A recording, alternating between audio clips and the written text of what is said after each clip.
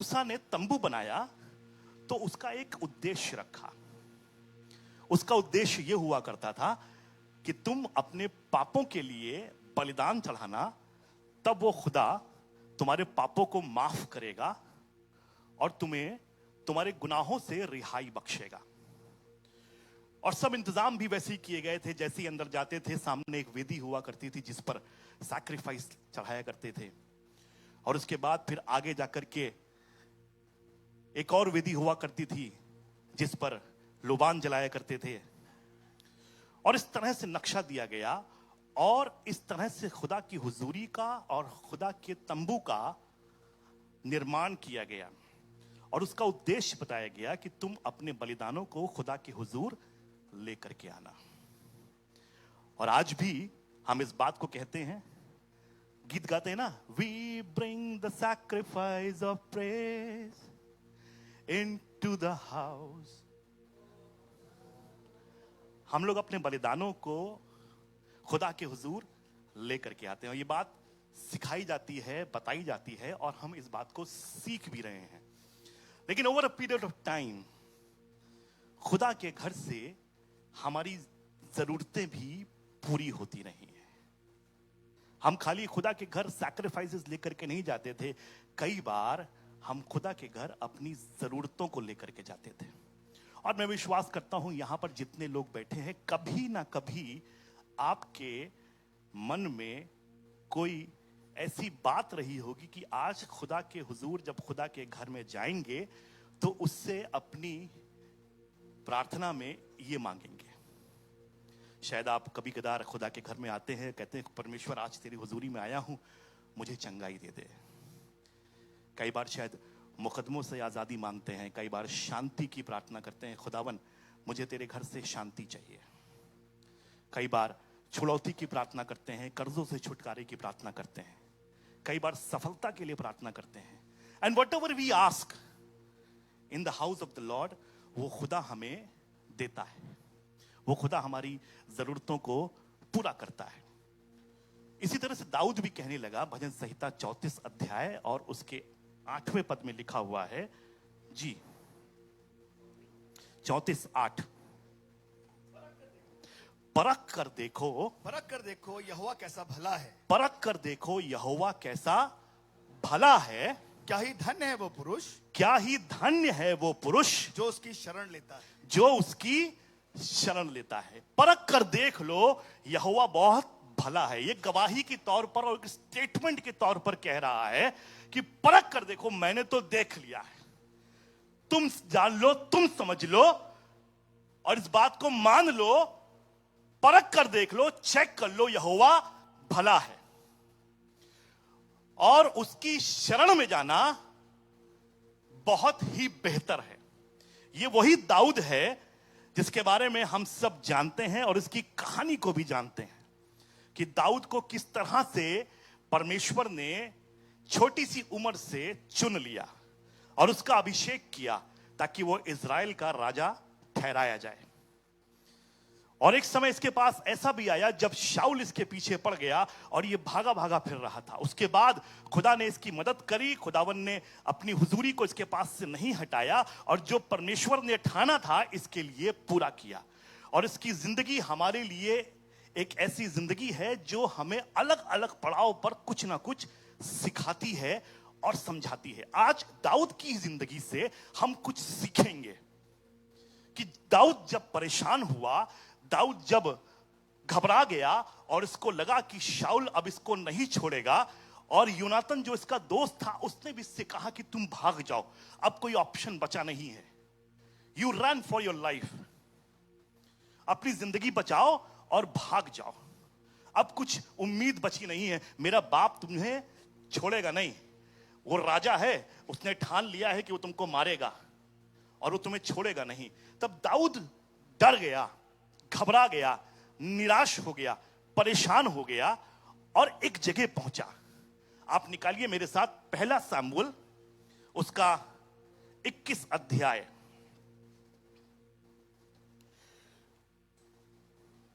और उसके पहले पद से पढ़ेंगे। और दाऊद नोब को अहीमलेक याजक के पास आया और दाऊद नोब में अहीमलेक याजक के पास पहुंचा। और अहीमेलेक दाऊद से भेंट करने को थरथराता हुआ निकला। और अहीमलेक दाऊद से भेंट करने को थरथराता हुआ निकला। दाऊद ने एक अच्छा काम किया जो सीखने लायक है। वो अच्छा काम क्या किया कि दाऊद जब घबरा गया, दाऊद जब परेशान हो गया, दाऊद जब मुश्किल में आ गया, अब इसको लगा अब इसके पीछे राजा पड़ गया है, इसको कोई बचाने वाला नहीं है, तो दाऊद ने काम किया जो हमें सीखने की जरूरत है। ये खुदा के घर को गया। उस समय जब ये मुश्किल में था, उस समय जब इसकी जान के लाले पड़े हुए थे और लोग इसकी जान के पीछे पड़े हुए थे और इसके पास कोई उम्मीद नहीं थी, कोई आशा नहीं थी, ये निराशा में खुदा के घर को गया, नोब में गया, जहां पर खुदा का तंबू था, और वहां पर जाकर के अहीमलेक के पास जाकर के बात करने लगा और खुदा के घर गया और कहने लगा, आगे बढ़िए जी। और उसने पूछा कि क्या कारण कि तू अकेला है? क्या कारण है कि तू अकेला है? अहीमलेक घबरा गया इसको अकेला देख करके और पूछने लगा, तुम मुख क्या हो गया? तुम अकेले आए हो? तुम्हारी सेना कहां गई? जी। और तेरे साथ कोई नहीं? कोई नहीं है। दाऊद ने अहीमेलेक याजक से कहा, दाऊद ने कहा, राजा ने मुझे एक काम करने की आज्ञा देकर मुझसे कहा, हाँ कि जिस काम को मैं तुझे भेजता हूँ हाँ जी, और जो आज्ञा मैं तुझे देता हूँ, हाँ, वो किसी पर प्रकट ना होने पाए। किसी पर ना बताना तुम। दाऊद यहां पर डरे हुए हैं, इनकी हालत खराब है। इनको लग रहा है कि अगर मैंने अहीमलेक को बता दिया कि शाऊल मेरे पीछे पड़ा हुआ है तो शायद मेरे लिए गड़बड़ हो जाएगा। दाऊद आए तो खुदा के घर में हैं, खुदा के पास आए हैं, लेकिन अभी भी इनको शायद विश्वास नहीं है, भरोसा नहीं है कि इनकी यहां पर कुछ मदद हो पाएगी।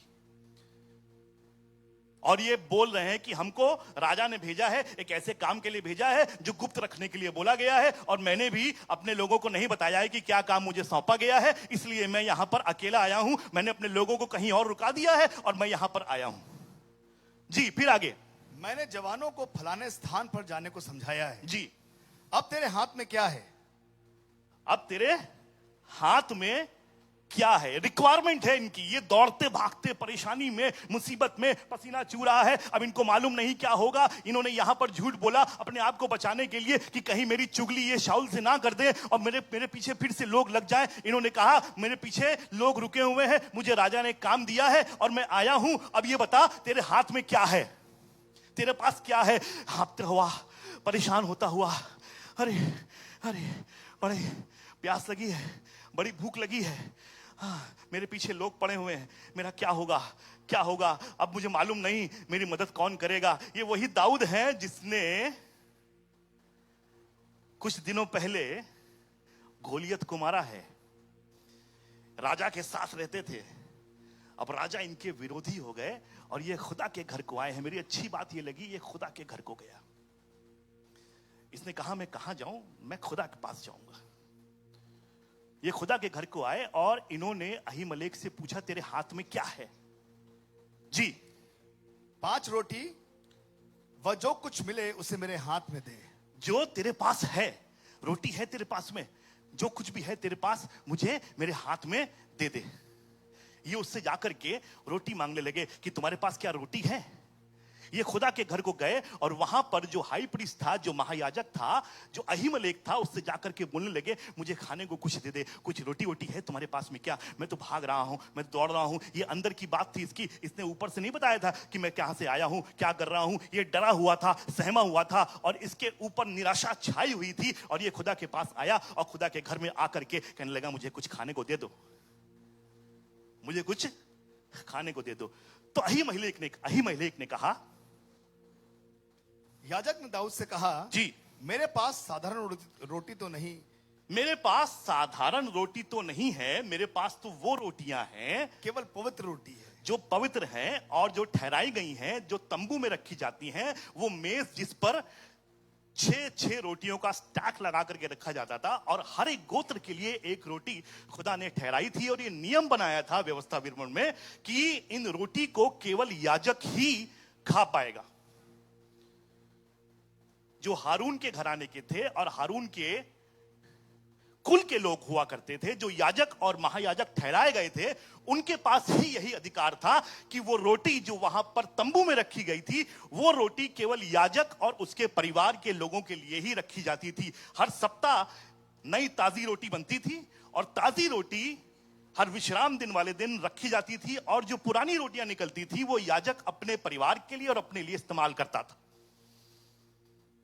वो कहने लगा, अहीमलेक, मेरे पास तो देखो कोई नॉर्मल रोटी है नहीं, वही रोटियां हैं जो पवित्र ठहराई गई हैं, और जिसके बारे में कहा गया है कि वो रोटी केवल याजक और महायाजक के परिवार के और कुल के लोग ही खा पाएंगे, और कोई खा नहीं पाएगा।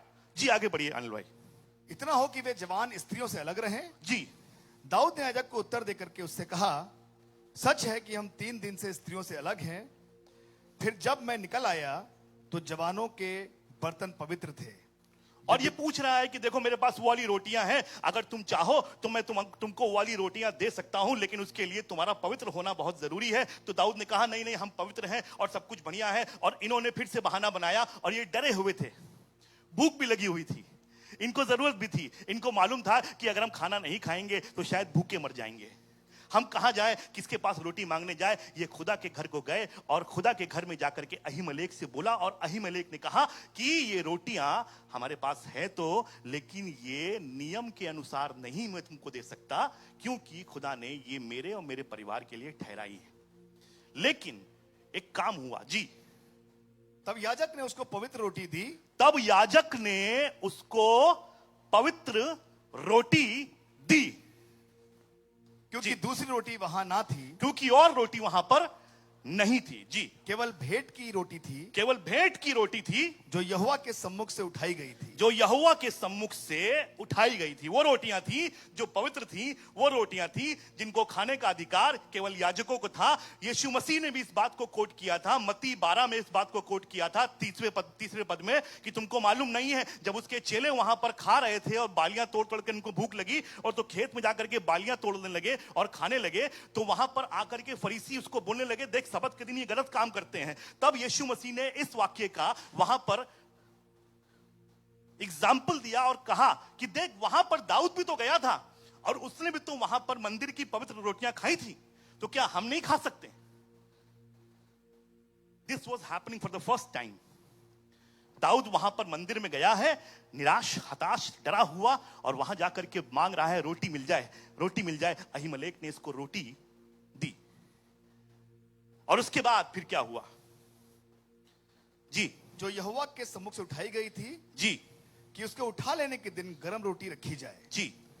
उसी दिन वहां एदोग नाम शाऊल का एक कर्मचारी यहोवा के आगे रुका हुआ था। जी। वह एदोमी और शाऊल के चरवाहों का मुखिया था। फिर दाऊद ने अहीमलेक से पूछा, दाऊद के पास एक रिक्वायरमेंट थी कि उसकी पेट की भूख खत्म हो जाए। उसने रोटियां मांगी जो अहीमलेक ने रूल्स के अगेंस्ट जाकर के दाऊद को दी, अगेंस्ट द रिचुअल्स, जो साधारण तौर से नहीं पॉसिबल था, वो खुदा के घर में याजक ने दाऊद के लिए किया। और अब दाऊद की एक और रिक्वायरमेंट थी जो उसने खुदा के घर में रखी। अहीमलेक से कहा, जी क्या कहा? फिर दाऊद ने अहीमलेक से पूछा, क्या यहाँ तेरे पास कोई भाला या तलवार नहीं है? क्या यहाँ तेरे पास कोई भाला या तलवार? अरे दाऊद, तुम क्या पहली बार जा रहे हो क्या मंदिर में? तुमको मालूम नहीं है क्या यहां पर क्या क्या होता है? तुम्हें तो सब कुछ मालूम होना चाहिए। तुम्हारे बारे में तो खुदा ने कहा है, ये शख्स मेरे मन के मुताबिक है। तुमको तो मालूम है खुदा तुम्हारे साथ साथ बना रहता है। खुदा ने तुमको जय दिलाई है, तुमने गोलियत को मारा, तुमने भालू को मारा, तुमने शेर को मारा। क्या तुम जानते नहीं हो कि मंदिर में क्या क्या चीजें होती हैं? Don't you know? हम कई बार खुदा के घर में आते हैं और अजीबोगरीब चीज मांगते हैं,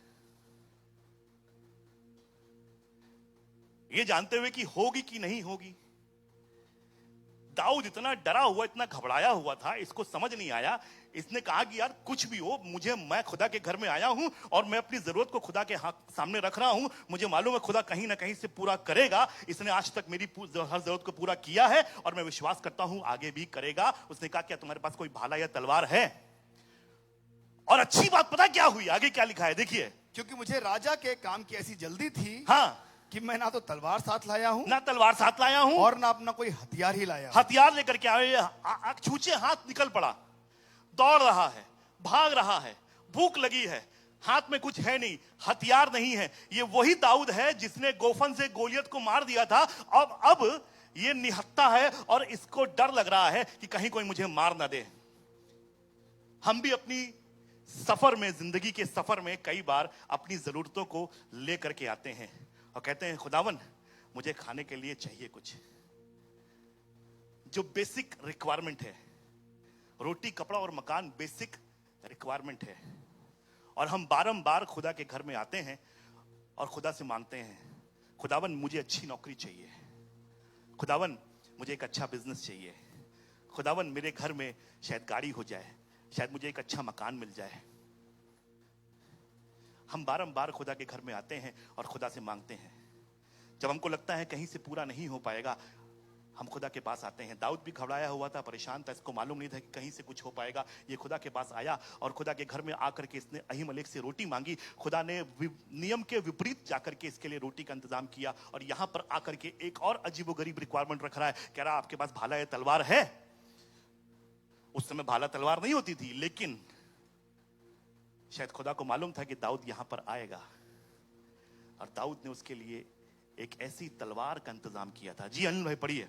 याजक ने कहा, हाँ, क्या बात है याजक, तलवार भी है तुम्हारे यहां? हम तो सुनते थे खाली वेदी बनी है, हम तो सुनते थे खाली रोटियां रखी होंगी, आर्क ऑफ कवेनेंट होगा, लेकिन यहां तो तलवार भी है। हाँ, तलवार भी है जी।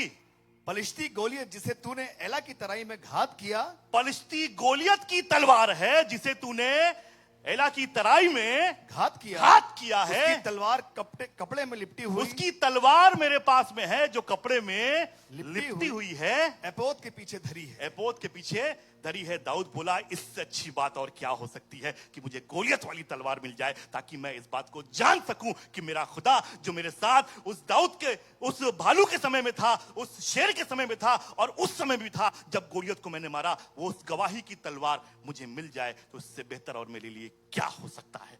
क्या कहने लगा दाऊद? यदि तू उसे लेना चाहे तो ले ले जी, उसे छोड़, और कोई यहां नहीं है। हाँ जी। दाऊद बोला उसके तुल्य कोई नहीं है, उसके तुल्य तो कोई नहीं है, वही मुझे दे दे, वही मुझे दे दे। मैं आज आपसे बात करना चाह रहा हूं रोटी और तलवार के बारे में। रोटी दर्शाती है हमारी जिस्मानी जरूरतों को, रोटी हमारी जिस्मानी भूख को तृप्त करती है।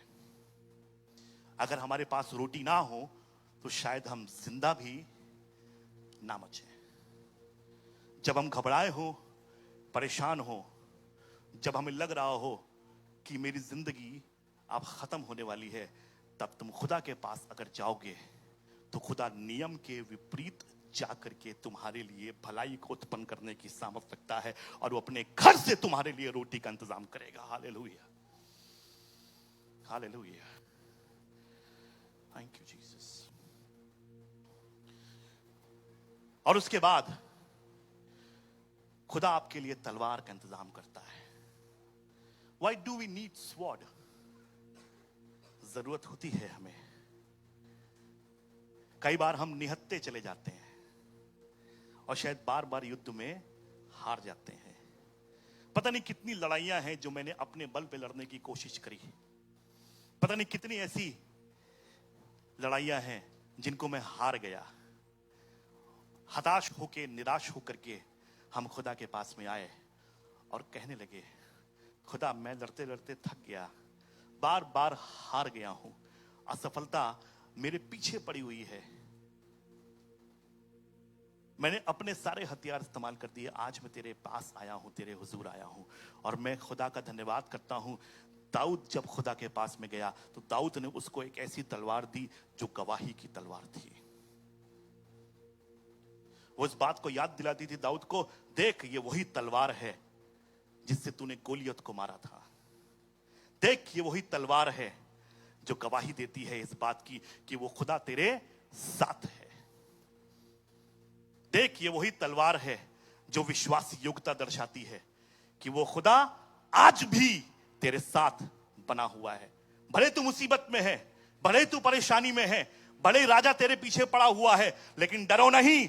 ये तलवार लो, ये जो गवाही की तलवार है, इस बात को ना भूलना कि यहोवा खुदाबंद तेरे साथ है। जो खुदा आज तक तुझे बचाता आया है, वो आगे भी तुझे बचाएगा। Hallelujah, thank you Jesus. मैं खुदावन का शुक्रगुजार हूं। खुदावन हमारे लिए अपने घर से, अपने भवन से, अपने तंबू से हमारे लिए अद्भुत तरीके से काम करता है। नियमों के विरुद्ध जाकर के काम करता है। हम सोच भी नहीं सकते वो ऐसे काम करता है। वो हमारे लिए रोटी का इंतजाम करता है और हमारे लिए तलवार का इंतजाम करता है, ताकि हम उस मल्लयुद्ध में लड़ सकें। जानते हैं कौन सा मल्लयुद्ध है? इफिसियों उसका 6वां अध्याय निकालिए।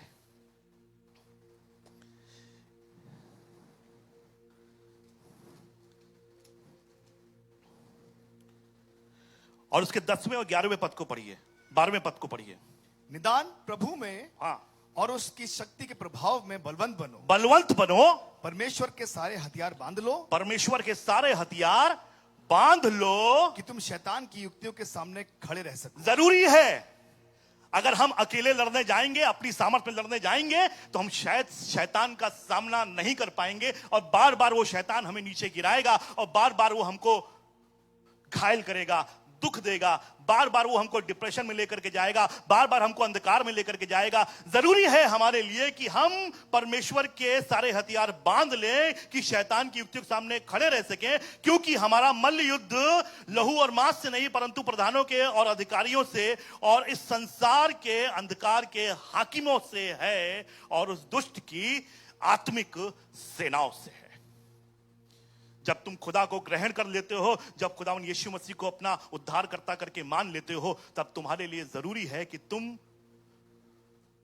अपनी उस सबसे कीमती चीज को, विश्वास और उद्धार जो खुदावन यीशु मसीह की वसीले से तुमको मिला है, बचा सको। क्योंकि बारंबार शैतान तुम्हारे ऊपर अटैक करेगा और तुम्हारी कीमती चीज को तुमसे छीनना मांगेगा। रोटी और तलवार। रोटी जरूरी है। जैसे एटमॉस्फेयर में ऑक्सीजन अगर ना हो तो शायद हमारा दम घुट जाए और हम मर जाएं, और हमें रोटी ना मिले तो सब खत्म है। कई बार हम जिंदा तो रहते हैं, लेकिन वो रोटी नहीं खा रहे होते हैं जो पवित्र होती है। हम शायद मिलावट वाली रोटी खा रहे हैं। हमने वो वाली रोटी नहीं मांगी जो खुदा के घर से हमारे लिए तैयार करी गई है। कौन सी रोटी की बात कर रहे हैं भैया आप? मैं आपसे बात कर रहा हूं यूहन्ना उसका 6वां अध्याय और उसका 42वां पद। और उन्होंने कहा, जी, क्या ये यूसुफ का पुत्र यीशु नहीं,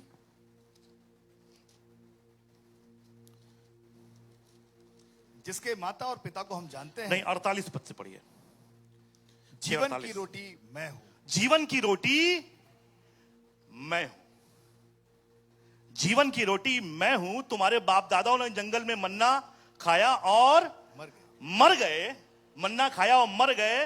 ये वो रोटी है जो स्वर्ग से तुम्हारे लिए उतरी है, ताकि मनुष्य उस रोटी में से खाए और ना मरे। कई बार हम जिंदा तो हैं, लेकिन वो रोटी जो स्वर्ग से हमारे लिए उतरी है उसमें से नहीं खा रहे हैं। खुदावन ने इंतजाम किया है। खुदावन ने दाऊद के लिए इंतजाम किया था और नियमों के विपरीत होकर के उसके लिए, खुदा के घर से उसके लिए रोटी जो पवित्र रोटी थी वो उसने खाई। इंसानी रूप में बड़ा परेशान था, डरा हुआ था, लेकिन उसके बावजूद भी खुदा ने उसके लिए रोटी का इंतजाम किया। और वही खुदा जो उसका खुदा था वो मेरा और आपका भी खुदा है। उसने हमारे लिए एक अब्दी रोटी का इंतजाम किया है, और वो रोटी यीशु मसीह है जो हमें जिंदगी देती है। वो रोटी यीशु है जो स्वर्ग से हमारे लिए उतरी है। और जब हम उस रोटी में से खाते हैं तो हम मरते नहीं हैं, वरन सदा के लिए जिंदगी को हासिल करते हैं। खुदा ने आपके लिए अपने घर में एक ऐसी रोटी का इंतजाम किया है जो पवित्र है और जिसका नाम यीशु मसीह है।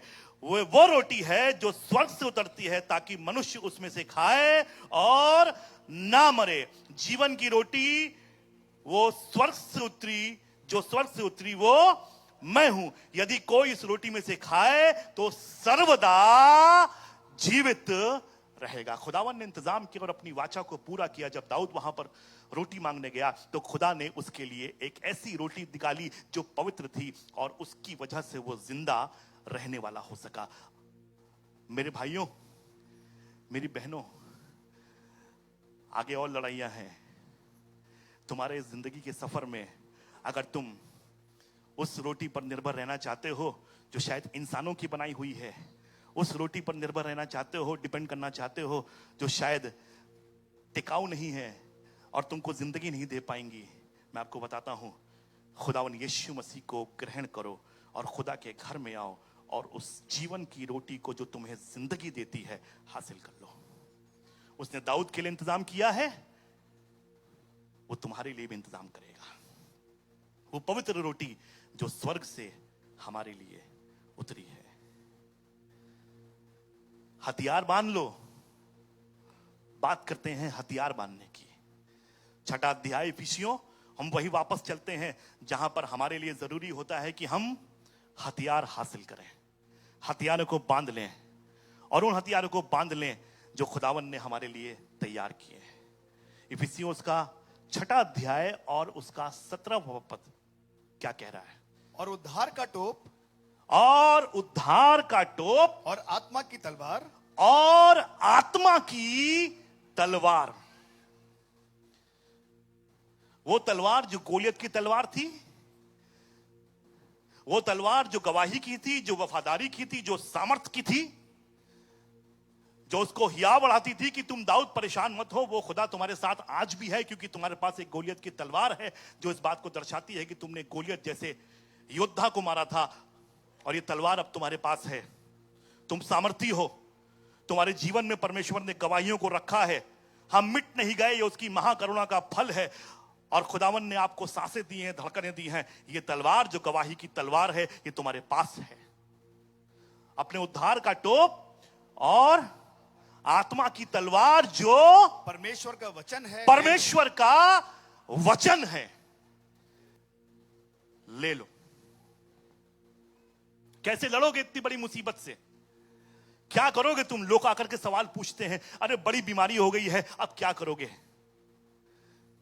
अरे अब तो तुम्हारा घर बिकने पे आ गया है, अब क्या करोगे? अब तो तुम्हारे घर में फाके पड़ेंगे, अब क्या करोगे? खुदावन ने तुम्हारे लिए तलवार का इंतजाम किया है ताकि तुम उस तलवार के द्वारा लड़ सको और शैतान की युक्तियों के सामने खड़े हो सको। यह आत्मा की तलवार परमेश्वर का जिंदा कलाम है, जो दोधारी तलवार है, जो तुम्हारे लिए काम करती है। मनुष्य केवल रोटी से ही नहीं, वरन हर उस बात से जो परमेश्वर के मुख से निकलती है जिंदा रहता है। यही तुम्हारी रोटी है और यही तुम्हारी तलवार है। हालेलुया। ये कलाम ही तुम्हें संभालेगा और ये कलाम ही तुम्हें सामर्थ्य देगा। ये कलाम ही तुम्हें खिलाएगा और ये कलाम ही तुम्हें जयवंत बनाएगा। ये कलाम ही तुम्हारे अंदर जिंदगी को डालेगा और ये कलाम ही तुम्हें खुदा की हुजूरी में एक मजबूत योद्धा बनाएगा। ये कलाम ही है जो हमें जिंदगी देता है और वो यीशु मसीह जो आसमानों में था और लिखा है वो जमीन पर आ गया। वचन देहधारी हुआ और उसने जमीन पर डेरा किया। वो खुदावन यीशु मसीह हमारे लिए रोटी भी है और वही हमारे लिए तलवार भी है। वो खुदा अपने घर से अद्भुत तरीके से हमारे लिए रोटी का इंतजाम करता है और हमारे लिए तलवार का इंतजाम करता है। मुझे मालूम नहीं कि आपके पास किस चीज की आवश्यकता है, क्या नीड है, क्या रिक्वायरमेंट है, लेकिन मुझे यह मालूम है कि खुदा के घर में सब कुछ मुहैया करता है। वो अपने वचन से हमें जिंदगी देता है, वो अपने वचन से ही हमें सामर्थ्य देता है। इफिसियों उसका 6वां अध्याय, नहीं, इब्रानियों उसका 4वां अध्याय, उसके 14वें पद से लेकर के 16वें पद कर पढ़ेंगे। सो अब हमारा ऐसा बड़ा महायाजक है सो हमारा ऐसा बड़ा महायाजक है जो स्वर्गों से होकर के गया है। जो स्वर्गों से होकर के गया है। दाऊद को अहीमलेक ने रोटी निकाल करके दी और तलवार निकाल करके दी, और अब हमारे पास में एक ऐसा महायाजक है जो हमारी कमजोरियों को भी जानता है, हमारे दुखों को भी जानता है, हमारी पीड़ाओं को भी जानता है, और वो हमारे लिए इंतजाम करने के लिए तैयार है। सो हमारा ऐसा बड़ा महायाजक है जो स्वर्गों से होकर गया है, जी, अर्थात परमेश्वर का पुत्र यीशु। जी। तो आओ हम अपने अंगीकार को दृढ़ता से थामे रहें, आओ अपने अंगीकार को दृढ़ता से थामे रहें, क्योंकि हमारा ऐसा महायाजक नहीं जी, जो हमारी निर्बलताओं में हमारे साथ दुखी ना हो सके, जो हमारी निर्बलताओं में हमारे साथ दुखी ना हो सके, हमारी बातों को ना समझ सके। खुदावन ने यीशु मसीह को इसीलिए यहां पर जमीन पर भेजा ताकि वो हमारी सब बातों में हमारा सहभागी हो सके, हमारे दुख में, हमारी पीड़ा में, हमारे बेचैनी के पलों में, हमारे बीमारी के पलों में, हमारे अकेलेपन में। खुदावन यीशु मसीह हर एक स्तर से होकर के गुजर चुका ताकि हमारी कमजोरियों को समझ सके, ताकि हमारे हालातों को समझ सके।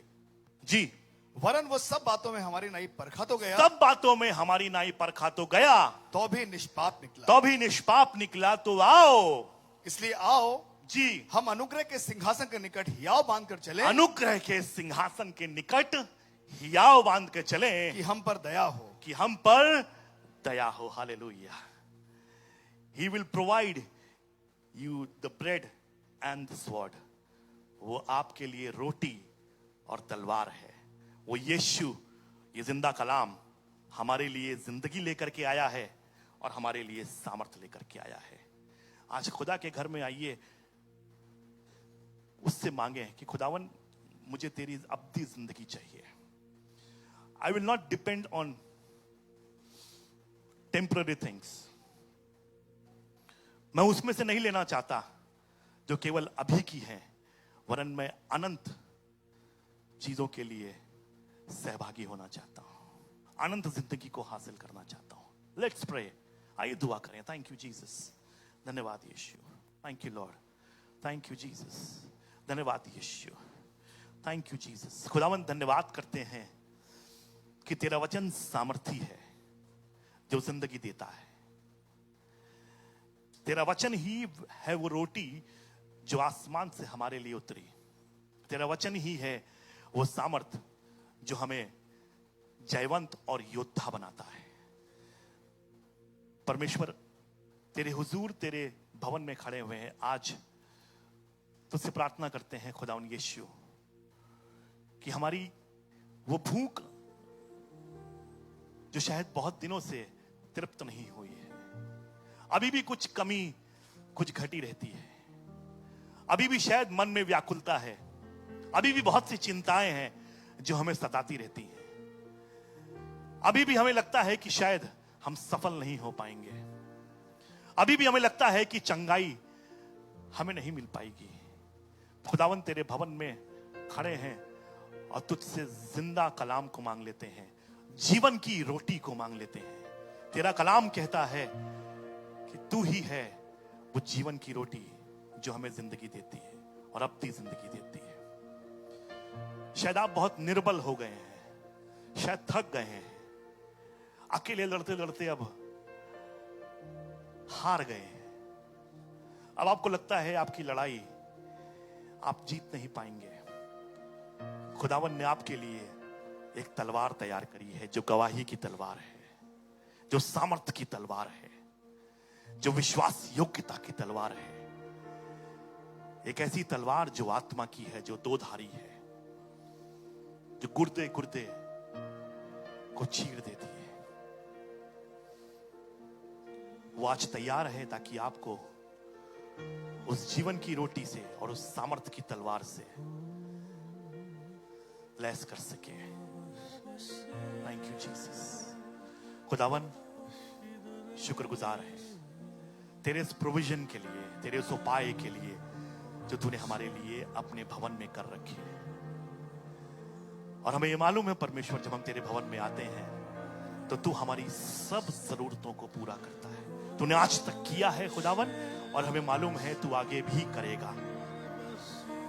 प्रार्थना करते हैं खुदावन, हर एक जन जो यहां पर आया है वो आज उस रोटी में से खाने वाला हो सके और तेरी तलवार की सामर्थ्य को, आत्मा की सामर्थ्य को महसूस कर सके, और आज यहां से अपने हियाव को मजबूत करके जाने वाला हो सके, अपने विश्वास को मजबूत करके जाने वाला हो सके, ताकि जब तूफानों में खड़ा हो तो तू उसका मददगार हो।